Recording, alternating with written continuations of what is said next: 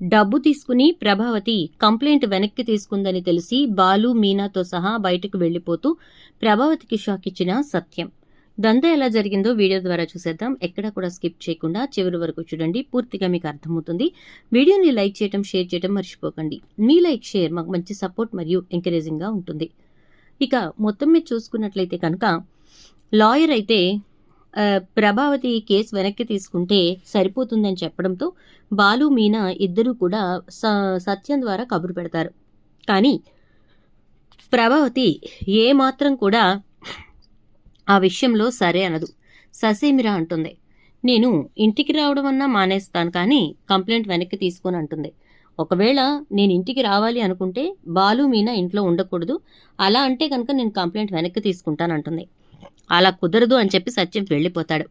ఇక మనోజ్, రోహిణి ఇద్దరూ కూడా మొత్తం మీద మనోజ్, రోహిణి కూడా ప్రభావతితోటి ఒప్పుకోవద్దు అని చెప్పి చెప్తారు. నేనెందుకు ఒప్పుకుంటానరా, నువ్వు అసలే అమాయకుడివి, నేను లేనప్పుడు నువ్వు ఇంట్లో గొడవలు పడకు, అర్థమైందా అంటూ ప్రభావతి అయితే ఇక మనోజ్కి చెప్తుంది.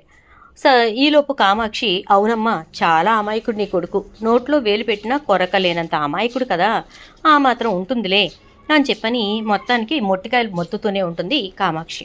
ఇలా అయిపోయిన తర్వాత ఇక వాళ్ళు వెళ్ళిపోతారు. అలా వెళ్ళిపోవడంతో ఇక సత్యం అయితే బాలు, మీనాకి విషయం చెప్తాడు. మీ అమ్మ ఒప్పుకోవట్లేదు అని. సరే పదం మీనా అని చెప్పి లాయర్ గారి దగ్గరికి తీసుకెళ్తాడు మీనాని బాలు అయితే. అక్కడికి వెళ్ళిన తర్వాత ఇక లాయర్ అయితే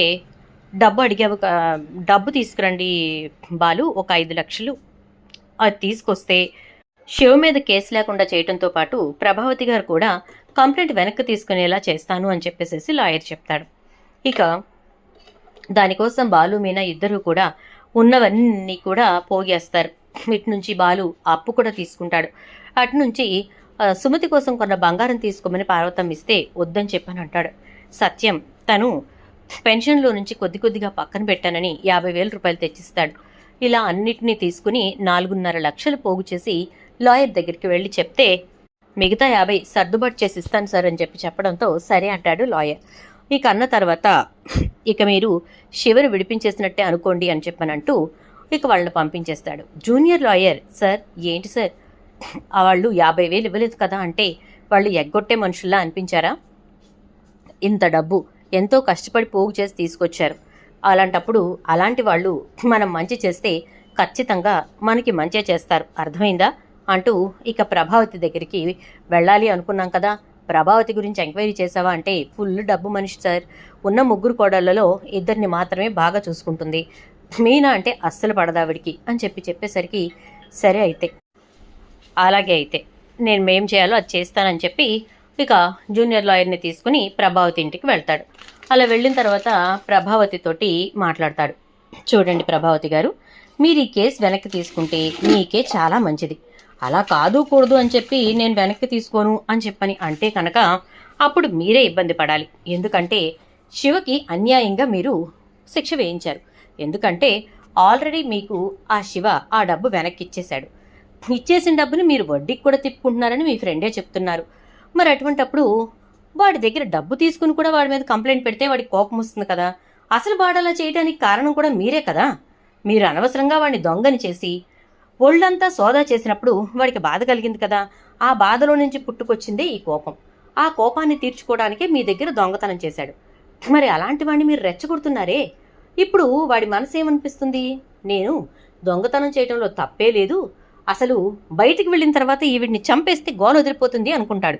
మరి అప్పుడు మీ వెనక కత్తి పట్టుకుని పరిగెడితే మీ పరిస్థితి ఏంటి అంటూ ఉంటే ఊహించుకుంటుంది. సే ప్రభావతి యాగు అంటూ శివ కత్తి పట్టుకుని పరిగెడుతున్నట్టు, ఓ అమ్మో వాయ్యో అంటూ ఉంటే సరే పోనీలే అని చెప్పి కంప్లైంటే ఉంచుకుందాం అనుకుంటే కంప్లైంట్తో మీరు పోలీస్ స్టేషన్కి వెళ్ళారు కదా, అక్కడ నుంచి కోర్టుకు వెళ్తారు.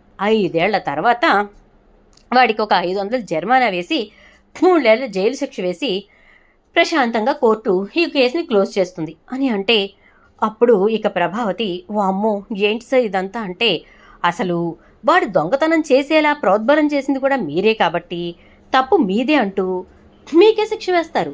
అప్పుడేం చేస్తారు చెప్పండి అని అనేసరికి మీరు మాట్లాడుతుంటే నాకు భయంగా ఉంది సార్ అంటుంది. అందుకే ప్రశాంతంగా మీరు ఒక పని చేయండి, అదేంటంటే అని చెప్పని అంటూ నేను వాళ్ళతో మాట్లాడి ఎంతో కొంత డబ్బు ఇప్పిస్తాను, ఆ డబ్బు తీసుకొని మీరు ఈ కేసు వెనక్కి తీసుకోండి అంటే సరే అయితే అని అంటూ ఉంటే, సరే ఒక 50,000 ఇప్పిస్తానంటే దాని బదులు కంప్లైంట్ అలాగే ఉంచడం మేలు అంటుంది. ₹1,00,000 అనగానే కోర్టు చుట్టూ తిరిగి కేసుని ముందుకు తీసుకెళ్తాలండి, ఎందుకు వచ్చింది అంటే సరే 2,00,000 అంటాడు. ఇక అది అంటూ ఉంటే సరేనమ్మా నువ్వు కేసు వెనక్కి తీసుకోకు, కోర్టు చుట్టూ తిరుగు అని చెప్పి వెళ్ళిపోతుంటే ఆగండి ఆగండి ఆగండి నేను మాట్లాడతాను కదా అంటూ ఊసే ఏం ఆలోచిస్తున్నావు ప్రభావతి, శుభ్రంగా 2,00,000 తీసుకుంటే ఆ డబ్బు వడ్డీకి తిప్పుకు చేస్తావు కదా, నీకు ఆ మిగిలిన వాడి మీద ఉన్న కోపం కక్ష ప్రతీకారం ఇవన్నీ కూడా తీరాలి అనుకుంటే ఎటు తిరిగి నువ్వే నష్టపోతావు, ఆలోచించుకో అని చెప్పని అంటే సరే 2,00,000 ఇప్పుడే ఇవ్వాలి అని చెప్పని అంటుంది. ఇక అన్న తర్వాత సరే ఇస్తాను అంటే ఒక కండిషన్, మా కోడలికి కూడా నేను ఈ డబ్బు తీసుకున్నాననే విషయం తెలియకూడదు అని అంటే సరే అంటాడు లాయర్. మొత్తానికి ప్రభావతి చేతిలో 2,00,000 పెట్టి ఆఫీస్కి వెళ్ళిపోతాడు. ప్రభావతి గబగబా వెళ్ళి పోలీస్ స్టేషన్లో కంప్లైంట్ వెనక్కి తీసుకుంటుంది. పోలీసులు శివని రిలీజ్ చేస్తారు.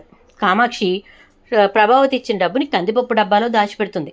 ఇలా మొత్తం మీద అంతా కూడా సాఫీగా జరిగిపోతుంది. ఎప్పుడైతే కొడుకు ఇంటికి వచ్చాడో పార్వతమ్మ ముఖంలో సంతోషం ఏర్పడుతుంది. ఇంకొకసారి ఇలాంటివి చెయ్యకురా అంటే నేను చెయ్యనమ్మా, ఎట్టి పరిస్థితుల్లో చెయ్యనమ్మా అని చెప్పి శివ అంటాడు. బావా నిజంగా నువ్వు దేవుడివి బావా, అదే ఇంకొకళ్ళైతే ఇంతలా పట్టించుకునేవాళ్ళ బావా అసలు అని చెప్పని అనేసరికి ఇకప్పుడు బాలు అయితే సరే మీనా మనం ఇంటికి వెళదాం పదా అంటే అలాగేనండి అని అంటుంది. ఇక అలా అన్న తర్వాత ఇద్దరు కలిసి ఇంటికి వెళ్ళిపోతారు. అలా ఇంటికి వెళ్ళడంతో ఇక బాలు అయితే మీనా నాకు ఒక విషయం అర్థం కావట్లేదు అంటే ఏంటండి అనగానే మా అమ్మ అంత ఈజీగా కంప్లైంట్ ఎందుకు వెనక్కి తీసుకుందో నాకు తెలియట్లేదు అని అంటాడు. అనేసరికి అవును నాకు అది అనుమానంగానే ఉందండి, అసలు ఏం జరుగుంటుందా అని చెప్పని ఆలోచిస్తున్నాను, కానీ నాకు ఎక్కడా కూడా పొంతన దొరకట్లేదు అని అనగానే నాకు అదే డౌట్, పొంతనే దొరకట్లేదు, ఏం చేయాలని ఆలోచిస్తున్నాను అంటూ ఉంటాడు. ఇక బాలు అయితే ఈలోపు ఇక ఇంటికి వచ్చినటువంటి ప్రభావతి మీనాని చూస్తూ ఇలాంటి వాళ్ళు ఉన్న ఇంట్లో నేను ఉండాల్సిన పరిస్థితి ఏర్పడింది, ఏం చేస్తాం అంతా నా కర్మ, నా మొగుడే నా మాట వినేవాడైతే ఈ బాధలన్నీ నాకెందుకుంటాయి అని చెప్పని అంటూ ఉంటుంది. ఇక ఈలోపు ఇట్నుంచి బాలు వాళ్ళైతే శివ గురించి ఆలోచిస్తూ ఉంటారు. శివకి ఎలా అయినా సరే మంచిగా డిగ్రీ కంప్లీట్ చేయించి మంచి జాబ్లో పెట్టించాలి అని చెప్పి రాజేష్తో మాట్లాడుతూ ఉంటే రాజేష్ ఎందుకో శివ చాలా బాధపడుతున్నాడు రా, వాడు ఏదైనా చేసుకుంటాడేమో డౌట్గా ఉంది అంటే ఇంకిప్పుడేం చేసుకోడు, ఎంత కష్టపడి వాడిని నేను బయటకు తీసుకెళ్చానో వాడికి తెలుసు కదా అని చెప్పని అంటాడు బాలు. ఇక ఇలా మాట్లాడుకున్న తర్వాత శివకి పార్ట్ టైం జాబ్ చేయించాలి అని చెప్పని అనుకుంటారు. పార్ట్ టైం జాబ్ చేస్తే వాడికి చేతులు డబ్బులుంటాయి కాబట్టి వాడు ఇలాంటి వాటి జోలికి పోకుండా ఉంటాడు అని, అందుకోసం అని చెప్పి శివకి డ్రైవింగ్ నేర్పిస్తాడు బాలు. ఈ డ్రైవింగ్ నువ్వు కంటిన్యూస్గా చేయాల్సిన అవసరం లేదు, కాలేజ్ అయిపోయిన తర్వాత సాయంత్రం పూట నీకు లైసెన్స్ వచ్చింది కదా, నువ్వు డ్రైవింగ్ స్కూల్లో డ్రైవింగ్ నేర్పించే పని మాత్రమే చేయాలి, నువ్వు కారు తీసుకుని రోడ్ల మీదకి వెళ్ళి కిరాయిలు తిప్పకూడదు అని అంటాడు. అలాగే బావా అని చెప్పేసేసి నైట్ డ్రైవింగ్ స్కూల్ శివతో పెట్టిస్తాడు. దాంతో శివ దాని మీద డబ్బు సంపాదించడం మొదలు పెడతాడు. ఇక పార్వతమ్మ కూడా అటు చదువుకుంటూ ఇట్స్ డబ్బు సంపాదిస్తున్న కొడుకుని చూసి చాలా సంతోషపడుతుంది. మీనాకి కూడా చాలా సంతోషంగా ఉంటుంది, ఇంత మంచి భర్తని ఆ భగవంతుడు తనకి ఇచ్చినందుకు. ఇక మీనా ప్రతిరోజు ఇంటింటికి పూలిస్తూ ఉండగా ఒక రోజున ఏ లాయర్ అయితే శివను విడిపించాడో ఆ లాయర్కి జూనియర్ ఉంటాడు. ఆ జూనియర్ ఇంటికి వెళ్తుంది పూలు ఇవ్వడానికి. ఆయన్ని చూసి మీరు మీరు అంటూ ఉంటే మీరు ఆ శివ కేసులో వాళ్ళ అక్కే కదా అని లాయరే గుర్తుపడతాడు. అవును సార్ అని అనగానే మొత్తానికి మీ అత్తగారు చాలా గట్టికురాలమ్మా, 2,00,000 తీసుకుని కానీ మీ తమ్ముడి మీద కేసు వెనక్కి తీసుకోలేదు అనగానే 2,00,000 ఏంటి సార్ అంటుంది. 2,00,000 ఏంటా, మీరు తెచ్చిచ్చిన డబ్బు 5,00,000 ఉంది కదా, అందులోంచి 2,00,000 ఆవిడకి ఇచ్చి కేసు వెనక్కి తీసుకునేలా చేశారు మా లాయర్ గారు, లేకపోతే ఆవిడేనా అంత ఈజీగా ఒప్పుకునేది అని అంటే జేంటి 2,00,000 మా అత్తగారు తీసుకున్నారా అంటుంది. అవునమ్మా, ఏ నీకు ఈ విషయం తెలీదా అనగానే లేదు సార్ నాకు తెలీదు అని అంటుంది. అసలు విషయం అదే. 2 లక్షలు తీసుకొని నేను చక్కగా వెళ్ళి కేసు వెనక్కి తీసుకొని వచ్చింది. మా కోడలు కూడా తెలియకూడదు అంది. అందుకే మా సార్ మీకు చెప్పలేదు. మీరు ఇచ్చిన 5 లక్షల్లో 3 లక్షల్లో 2 లక్షలు మీ అత్తగారికి ఇచ్చి ₹1,00,000 కోర్టు ఖర్చులు ఇంకా అక్కడ వాళ్ళకి కట్టాల్సినవి అన్నీ పూర్తి చేసి మా సార్ అందులోంచి 50,000 నాకు ఇచ్చి ఆయన 1,50,000 తీసుకున్నాడు అని మొత్తం లెక్కలు చెప్పేస్తాడు. అవునా సార్, సరే సరే అయితే అని చెప్పేసేసి అంటూ ఇక మీనా అక్కడి నుంచి బయలుదేరి ఇంటికి వెళ్తుంది. ఇంటికి వెళ్ళిన తర్వాత ప్రభావతి, ఏ మీనా కాఫీ ఇవ్వే అని చెప్పని అంటే, ఎంత లంచం ఇస్తారో చెప్తే కాఫీ ఇస్తాను అంటుంది. లంచం ఏంటే అంటుంది. కాఫీ కావాలి అంటే నాకు డబ్బు ఇవ్వాలి అని అంటే, సత్యం ఏమైందమ్మా మీనా అంటే, చెప్తాను మామయ్య గారు అంటుంది. డబ్బు ఇమ్మంటుంది ఏంటండి కాఫీ ఇమ్మంటే అని చెప్పానంటే, ఏమో ఎందుకో నాకేం తెలుసు అడిగి చూడొచ్చు కదా అంటూ ఉంటే, ఏయ్ నోరు మూసుకుని సరిగా చెప్పవే, కాఫీ అడుగుతుంటే డబ్బు అడుగుతావేంటి అనగానే, మీరేదన్నా పని చెయ్యాలి అంటే మీకు లంచం కావాలి కదా అత్తయ్య అనగానే షాక్ అయిపోతుంది.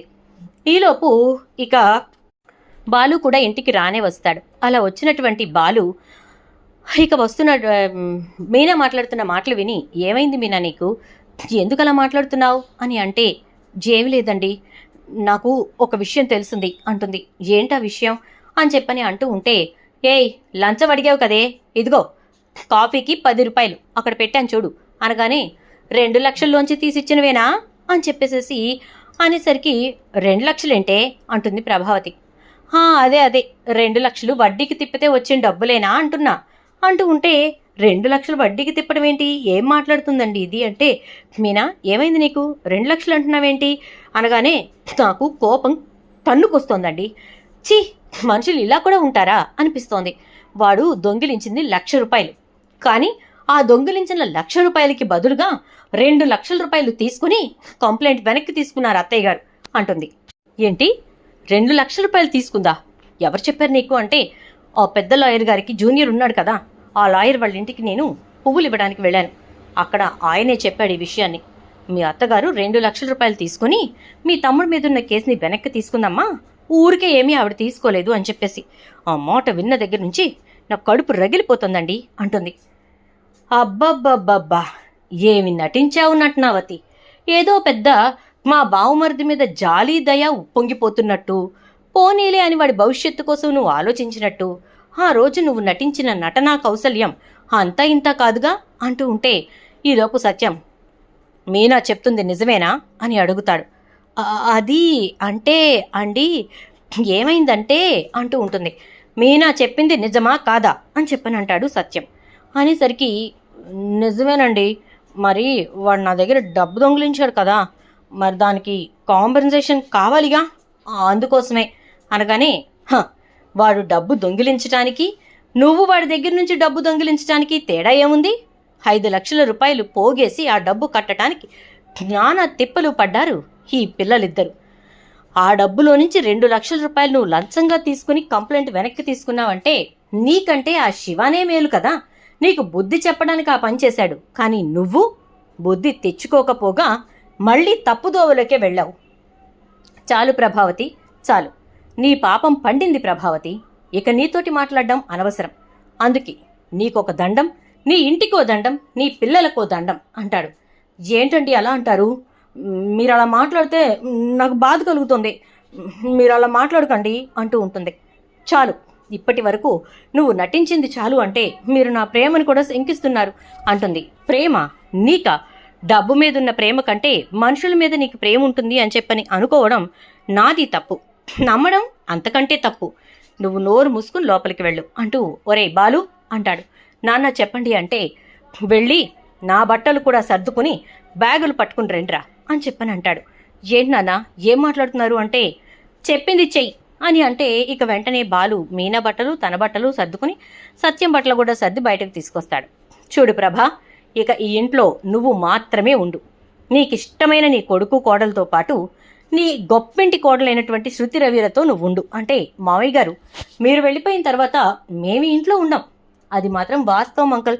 మేము ఈ మాత్రమన్నా ఉన్నామంటే కారణం బాలు, మీనా, ఇంకా మీరే. మీరందరూ వెళ్ళిపోయాక మేమిక్కడ ఉండాల్సిన అవసరం ఏముంది? అసలు అలాంటి అవసరమే లేదు. అందుకే వి విల్ లీవ్. రవి, మనం మా ఇంటికి వెళ్ళిపోదాం అంటే అలాగే శృతి అంటాడు రవి. ఇక ప్రభావతి అయితే, ఏమండి ఏం మాట్లాడుతున్నారు, ఎక్కడికి వెళ్ళిపోతారు మీరు అంటూ ఉంటుంది. వెళ్ళిపోతాను ప్రభా, నీలాంటి దాంతో కాపురం చేస్తూ ఇక్కడ కూర్చునే కంటే వెళ్ళిపోవడం 100 రెట్లు మేలు. నీలాంటి దాని ఇంట్లో ఉండడం కంటే పూరి గుడిసెలో వెళ్ళి తలదాచుకోవటం 1000 రెట్లు మేలు అని చెప్పని అనేసరికి ఇక చాలా బాధపడుతూ మొత్తానికి సత్యం అయితే, చూడు ప్రభా, నువ్వు ఎట్టి పరిస్థితుల్లోనూ నేనున్న చోటికి రాకు అంటే మీరెక్కడికి వెళ్తారు, నేను ఒప్పుకోను మీరు వెళ్తే అంటూ ఉంటుంది. ఒప్పుకోవా? నువ్వెవరు నన్ను ఒప్పుకోకపోవడానికి? అసలు నీకేం సంబంధం అని నువ్వు ఒప్పుకుంటే నేను వెళ్తాను అని చెప్పడానికి? నా ఇల్లు నా ఇష్టం, నా జీవితం నా ఇష్టం. ఇప్పటి వరకు నువ్వు మారతావు అనుకుని నేను చాలా ఆశపడ్డాను, కానీ అలా ఆశపడటం తప్పు అని చెప్పి ఇప్పుడే తెలిసింది. వాడే దొంగతనం చేశాడు అని చెప్పేసేసి వాడి దగ్గర నుంచి డబ్బులు రికవర్ చేసి తెచ్చి నీకెప్పుడో ఇచ్చేశాడు బాలు. కానీ నువ్వు వాటిని చాలా తెలివిగా మళ్ళీ 1,00,000 తీసుకోగా ఇంకా 2,00,000 రూపాయలు వాళ్ళ దగ్గర నుంచి తీసుకున్నావంటే, లాయర్ తెచ్చిస్తే చాలా సంతోషంగా ఆ డబ్బును నువ్వు రిసీవ్ చేసుకున్నావంటే నిన్నేమనాలో నాకు అస్సలు అర్థం కావట్లేదు అని చెప్పని అనేసరికి ఇక అప్పుడు బాలు అయితే, నాన్న ఈవిడితోటి మాట్లాడటం అనవసరం అని అంటూ ఇక పదండి అని చెప్పి ఇంట్లోంచి బయలుదేరి తీస్తాడు. ఒరేయ్ బాలు, నువ్వు చాలా పెద్ద తప్పు చేస్తున్నావు. తల్లిదండ్రులను విడదీస్తున్నావంటే నువ్వు చేస్తోందేంటి, భార్యాభర్తలను విడదీసే పని కాదా ఏంటి అని చెప్పని అంటాడు. ఇక అక్కడి నుంచి బయలుదేరినటువంటి సత్యం డైరెక్ట్గా ఇక రాజేష్ వాళ్ళ ఇంటి దగ్గర ఇల్లుందని చెప్పేసేసి రాజేష్ చెప్పడంతో బాలు అక్కడికి తీసుకెళ్తాడు. సత్యంని మీనాని అక్కడికి తీసుకెళ్ళినటువంటి బాలు, మీరిక్కడే ఉండండి, నేను వచ్చేస్తాను అని చెప్పేసేసి ఇక చెప్పేసరికి సరే అయితే అనేసేసి ఇక వాళ్ళిద్దరూ అక్కడే ఉంటారు.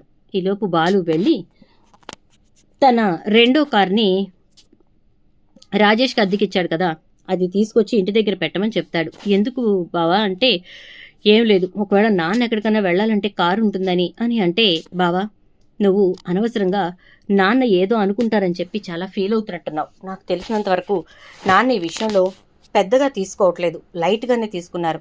ఎందుకంటే మీ అమ్మ చేసిన పని ఎవరికీ నచ్చదు. వాడేదో తప్పు చేశాడని చెప్పి వాడికి శిక్ష వేయటం సంగతి పక్కన పెట్టి ఈవిడిప్పుడు తప్పు చేసింది కదా, అందుకే నాకు తెలిసి నాన్నకి ఈ విషయం నచ్చుండదు. నువ్వు కంగారు పడకు బావా అని చెప్పేసేసి అంటాడు.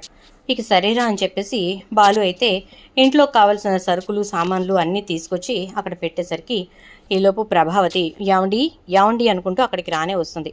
నువ్వు రావద్దని చెప్పి నీకు చెప్పాను కదా, ఎందుకు ఇక్కడికి వచ్చావు అంటే, మీరెక్కడుంటే నేను అక్కడే, నాకేం అవసరం అండి ఎక్కడో బ్రతకాల్సిన పని. వీడు కావాలని చెప్పి మిమ్మల్ని మాయ చేసి ఇక్కడికి తీసుకొచ్చేశాడు. ఈ వయసులో మీకు నాకు ఇదంతా అవసరమా అని చెప్పని అంటే, అవునా, అంత బుద్ధి జ్ఞానం ఏడ్చిన దానివి ఇలాంటి పని ఎందుకు చేసావు ప్రభా, చెప్పు అంటే, ఆ 2 లక్షలు నేను తిరిగిచ్చేస్తానండి, దయచేసి మీరు ఇక్కడ ఉండకండి అంటూ ఉంటుంది. నాకు అవసరం లేదు అంటాడు బాలు. నీకు కదరా, లాయర్కి తిరిగిచ్చేస్తాను అని చెప్పని అంటే, లాయర్కి 5.5 లక్షలు కట్టాం, 5 లక్షల రూపాయలు కట్టాం తెలుసా, అందులోంచి నీకు 2 లక్షలు ఇచ్చాడు, వాడేం ఊరికే తీసుకొచ్చి నీకు ఇవ్వలేదు అని చెప్పని అనేసరికి ఇక ప్రభావతి, మరి ఇంకే ఉందిరా, ఇక్కడ నేను చేసిన తప్పే ఉంది, మీరు కట్టిన డబ్బులే కదా నేను తీసుకున్నది అంటూ ఉంటే, అవునా, నువ్వు తప్పు చేయలేదని చెప్పి నీకు అనిపించినప్పుడు ఇంకా బాధే ఉంది, ఏం బాధపడవసరం లేదులే, నువ్వు ఇక వెళ్ళు అని అంటాడు. ఈలోపు సత్యం అయితే, చూడు ప్రభా, ఇకపై నన్ను కలిసే ప్రయత్నం కానీ నాతో మాట్లాడే ప్రయత్నం కానీ చేయకు, ఎందుకంటే ఎట్టి పరిస్థితుల్లోనూ నేను ఆ ఆలోచనలో లేను, ఉండలేను కూడా. ప్రభావతి నా దృష్టిలో చచ్చిపోయింది అని చెప్పని అంటాడు. ఏమండి మరీ అలా మాట్లాడకండి అని చెప్పని అంటుంది. ఎలా మాట్లాడమంటావు, నువ్వు చేసిన పనికి నేను కాబట్టి ఇలా ఊరుకున్నాను, కానీ అదే మరొకరైతే ఖచ్చితంగా నిన్ను బయట గెంటి నీ ముఖాన్ని ఎప్పటికీ నాకు చూపించుకో అని చెప్పి చెప్పుండేవాళ్ళు అని అంటాడు. దాంతో ఇక ప్రభావతి ఏడుపు ముఖం పెట్టు కూర్చుంటుంది. ఇక బాలు అయితే, నాన్న వదిలేసేయండి, ఇక ఈ విషయం గురించి మనం మాట్లాడుకోవద్దు అని చెప్పేసేసి, అమ్మా ఇక నువ్వు వెళ్ళు, దయచేయి మహాతల్లి దయచేయి అని చెప్పి ప్రభావతిని అక్కడి నుంచి పంపించేస్తాడు. దాంతో ఇక ప్రభావతి ఒక్కసారిగా షాక్ అవుతుంది. సత్యం అయితే ఇంటికి రానని చెప్పేస్తాడు. అలా చెప్పడంతో ఇక ప్రభావతి తిరిగి ఇంటికి వెళ్ళి ఆలోచనలో పడుతుంది. ఆలోచనలో పడినటువంటి ప్రభావతి ఎలా అయినా సరే బాలుని మీనాని ఈ ఇంటికి తిరిగి తీసుకొస్తే తప్ప ఆయన ఇంటికి రారు కాబట్టి వాళ్ళిద్దరినీ ఇంటికి తీసుకొచ్చే ప్రయత్నం చేద్దామా అని చెప్పని అనుకుంటుంది. అలా అనుకున్న ప్రభావతి ఇక మీనాకి ఫోన్ చేస్తుంది. ఏమే, నీ ఆలోచనలో ఏం మార్పు రాదా అంటే, నేనేం చేశాను అత్తయ్య అంటుంది. నువ్వే చేస్తున్నావంతా. మీ మామయ్య నొప్పించి ఎలా అయినా ఇంటికి తీసుకురా, ఆయనకు అసలే ఆరోగ్యం బాగోదు, నేను లేకుండా ఆయన ఉండలేరు అని అంటే, ఆ విషయం తెలిసి కూడా మీరు ఇలాంటి పనులు ఎందుకు చేస్తున్నారు అత్తయ్య అంటుంది. చూడు, ఫోన్ చేశాను కదా అని చెప్పి నేను మరీ తగ్గిపోయానని ఇక నువ్వేదంటే దానికి తల ఉంచుతానని మాత్రం అనుకోకు, అర్థమైందా అని చెప్పని అంటుంది. నేనేమీ అనుకోవట్లేదు, మిమ్మల్ని కూడా అనుకోమని నేను చెప్పట్లేదు, నేను తగ్గాల్సిన అవసరం లేదు అంటే, అదేనే ఎప్పటికప్పుడు మమ్మల్ని ఎప్పుడు విడదీద్దామా, ఎప్పుడు మా ఇద్దరిని దూరం చేద్దామా అని చెప్పి ప్లాన్ చేసుకుని కూర్చున్నావు కదా, నీకు అలాగే ఉంటుందిలే, మమ్మల్ని ఎప్పుడు విడతీద్దామా అని చెప్పే ఉంటుంది అంటే, చూడండి అత్తయ్య, అనవసరంగా నాతో వాదన ఆడకండి. మీకేమైనా ఉంటే మాట్లాడుకోవాల్సింది మామయ్య గారితో మాట్లాడుకోండి. ఆయన వస్తానంటే నేనైతే ఏ రోజు కూడా వెళ్ళొద్దని అనలేదు. ఆయన ప్రశాంతంగా తింటున్నారు, టైంకి టాబ్లెట్లు వేసుకుంటున్నారు, హాయిగా ఉంటున్నారు. ఆయన్ని ఎందుకు కదుపుతున్నారు అంటే, అవునే అలాగే ఉండాలి నీకు, ఎందుకంటే నీకు కావాల్సింది మేమిద్దరం విడిపోవడమే కదా. ఇప్పుడు నీ మాట చెల్లుతుంది, నువ్వు సంతోషంగా ఉంటావు, అదే కదా అక్కడ జరగబోతోంది అని అనేసరికి ఇక మీనా అయితే, సరే అత్తయ్య అదే అనుకోండి, ఓకేనా, అదే జరగబోతోంది అనుకోండి, అదే జరుగుతుంది అని కూడా అనుకోండి, మామయ్య గారు ఇక్కడే ఉంటారు, మాతోనే ఉంటారు అని అంటూ ఉంటే, జేమే నీకు తల పొగరి నెత్తికెక్కింది కదూ, చెప్తాను నీ సంగతి అని చెప్పి ప్రభావతి ఫోన్ పెట్టేసిన తర్వాత మెట్ల మీద నుంచి దిగుతూ ఎవ్వరూ చూడకుండా జారి కింద పడుతుంది. దాంతో ఇక అమ్మో అయ్యో అని చెప్పని అరుస్తూ ఉంటుంది. ఇక మనోజ్ రోహిణి బయటకు వచ్చి, ఏంటమ్మా ఏమైంది అని చెప్పని అనేసరికి, ఇక పడిపోయానురా, కాలు నొప్పిగా ఉంది అని అంటే, అయ్యో అత్తయ్య అవునా, ఇలా కూర్చోండి అని చెప్పి రోహిణి అక్కడ కూర్చోపెట్టి, మనోజ్ కాఫీ అడిగావు కదా పెట్టిస్తాను పదా అంటే, నీ చేతి కాఫీ బదులు మా అమ్మ చేతి కాఫీ తాగొచ్చు రోహిణి, ఇప్పుడు మా అమ్మ ఏమో కింద పడిపోయింది, కాఫీ పెట్టించిన వాళ్ళు కూడా లేరు అంటే, ఒరేయ్ నాకు పడిపోయి దెబ్బ తగిలితే ఇలా మాట్లాడతారేంట్రా అంటే, అవును కదా పడిపోయావు, దెబ్బ తగిలింది, సరే నేను నాన్నకి ఫోన్ చేస్తానుండు, నాన్న వస్తారు అనగానే, మీరేమి చేయరా అంటుంది. ఏం చేయాలి, పడిపోయావు, దెబ్బ తగిలింది, పక్కన కూర్చున్నావు, ఇంకేముంది, అదేం పెద్ద దెబ్బ కాదు కదా, రక్తం కూడా ఏం రావట్లేదు కదా అంటూ ఉండేసరికి ఈలోపు రోహిణి సత్యానికి ఫోన్ చేసి విషయం చెప్తుంది. ఇక సత్యం ఆ మాట అనడంతో అక్కడ మీనా కాళ్ళు ఆగవు. పదండి మావయ్య అని చెప్పి గబగబా ఇంటికి వస్తుంది. ఇక రోహిణి అయితే వంటింట్లోకి వెళ్ళి కాఫీ పెట్టి తీసుకొచ్చి మనోజ్కి ఇస్తుంది. మనోజ్ రోహిణి ఇద్దరు కూడా సోఫాలో కూర్చుని కాఫీ తాగుతూ ఉంటారు. ప్రభావతి తన కాలికి తగిలిన దెబ్బకు నొప్పికి బాధపడుతూ ఉంటుంది. ఇక సత్యం గుమ్మంలోకి వస్తూ ఉండడాన్ని చూసి, అమ్మయ్య వచ్చేసారు, నాకు మీరు లేకపోయేసరికి మీ విలువ తెలిసిందండి అనుకుంటూ ఉంటుంది. ఈలోపే మీనా గబగబా లోపలికి వచ్చి వంటగదిలోకి వెళ్ళి వేడి నీళ్లు పెట్టేసేసి క్లాత్ తీసుకొని వచ్చి ప్రభావతికి కాపడం పెడుతుంది. అంతా అయిపోయిన తర్వాత ఇక బామ్ తీసి ప్రభావతి కాలికి రాస్తుంది.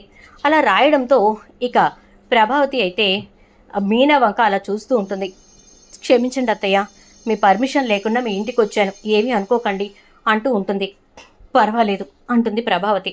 రోహిణి మీనా చేస్తున్న పని చూసి ఇక రోహిణి కంగారు పడుతూ ఉంటుంది. మీనా రావడమే ఇలా కూర్చుందేంటి, ఈవిడ గారు ఇప్పుడు మీనాని మంచిది అనుకోవడానికా, చి ఏంటో వీళ్ళంతా అనుకుంటూ రోహిణి బాధపడుతూ ఉంటుంది. ఈలోపు మీనా ప్రభావతికి కాపడం పెట్టి ఆ తరువాత గబగబా వెళ్ళి వంట చేస్తుంది. తినండి అత్తయ్య అంటే, 2 రోజులైంది కడుపు నిండా అన్నం తిని అంటూ ప్రభావతి గబగబా భోంచేస్తుంది. ఇక సత్యం ప్రభావతి వంక చూస్తూ, అందుకే మనుషుల విలువ ఉన్నప్పుడే తెలుసుకోవాలి, లేనప్పుడు విలువ తెలుసుకున్నా కూడా ఆ మనుషులు దగ్గరవటం కష్టం కదా అంటూ ఉంటే ఈలోపు వంటింట్లోంచి మాటలు వినపడుతూ ఉంటాయి. ఎక్కడున్నా మీనా అంటే, నేను అత్తయ్య వాళ్ళ ఇంట్లో ఉన్నానండి అంటుంది. అక్కడికి ఎందుకు వెళ్ళావు అని అంటే, అత్తయ్య కాలు జారి పడిపోయారండి, కాలు ఇంతలాను వాచిపోయింది, ఆవిడికి ఎవరు చేసి పెడతారు చెప్పండి, అందుకే మావయ్య నేను వచ్చాం అంటే, నీకు ఫోన్ చేసి చెప్పిందా అనగానే, మామయ్య గారికి ఫోన్ చేసి చెప్పారండి, మామయ్య గారికి చెప్తే ఒకటి మనకి చెప్తే ఒకటా, అందుకే వచ్చాను అనగానే బాలు తిడుతూ ఉంటాడు. ఏమన్నా అనుకోండి, ఆవిడ నన్ను తిట్టినా పర్లేదు, నేనుండి ఆవిడని చూసుకుంటాను, మీరు రావాలంటే ఇక్కడికి రండి, లేదంటే 2 రోజులు అక్కడే ఉండండి.